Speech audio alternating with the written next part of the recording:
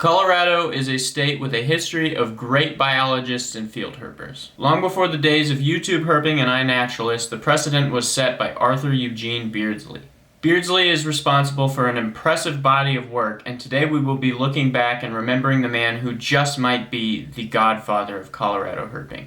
Beardsley was born in Allegheny, New York on October 4th, 1853. Very little information about his formative years is available, but we do know that he graduated from Cornell University with a Bachelor's of Science in 1878. From there, he moved to Colorado, where he would later make a name for himself as a biologist. In 1883, he married Ella Pearson of Trinidad, Colorado. It is in this year that he would make his most famous find, but more on that later.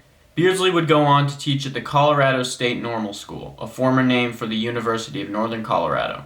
Records from this time are difficult to track down, but the school formally opened in 1890, and it is believed that Beardsley was hired sometime around 1888. It is important for me to point out that Beardsley was not actually a herpetologist by trade. Technically speaking, he was an invertebrate zoologist. 3 papers of his are available online, and exactly 0 of them deal with reptiles or amphibians in the slightest. So this begs the question, how does a man who never published a paper in the field become one of the most fascinating figures in Colorado herpetology? Much of Beardsley's life is a mystery and has likely been lost to the hands of time. But what we do know is that Beardsley's collections were perhaps the earliest assemblies of Colorado's herpetofauna, and that some of his specimens took decades for herpetologists to rediscover and formally publish. In 1913, Ellis and Henderson published The Reptilia and Amphibia of Colorado. This publication shows 13 of Beardsley's specimens being listed. Among these are the first records of green toads, ringneck snakes, canyon tree frogs in 1886,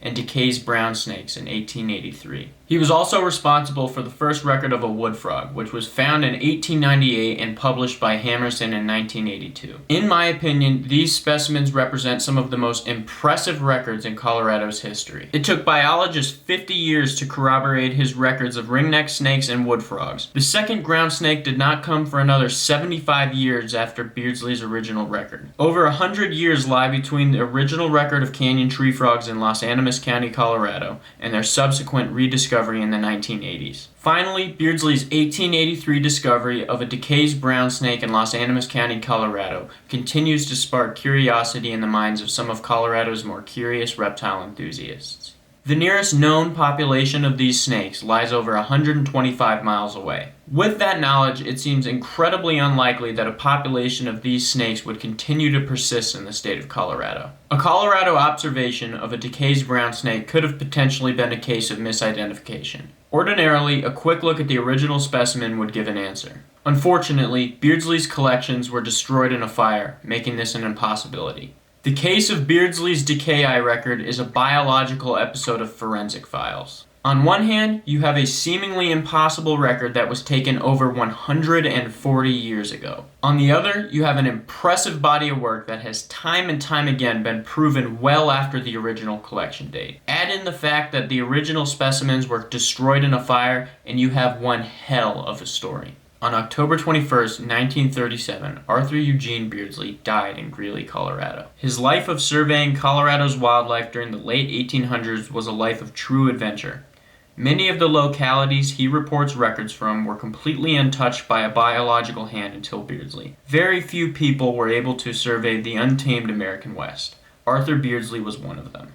The body of work that he left behind continues to create curiosity for Colorado herpers and makes us wonder what might still be out there.